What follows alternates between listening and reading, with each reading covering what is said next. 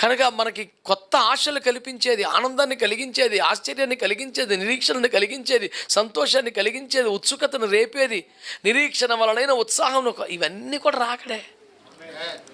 రాకను భూజల్లో చూపినట్టు భక్తు దుర్మార్గుడు, దుష్టుడి బోధ, దుష్టుడి పద్ధతి. రోజు రాకడ మాట్లాడుకోవాలి, రాక గురించి ఒకరినొకరు హెచ్చరించుకోవాలి, ప్రోత్సహించుకోవాలి, బలపరచుకోవాలి.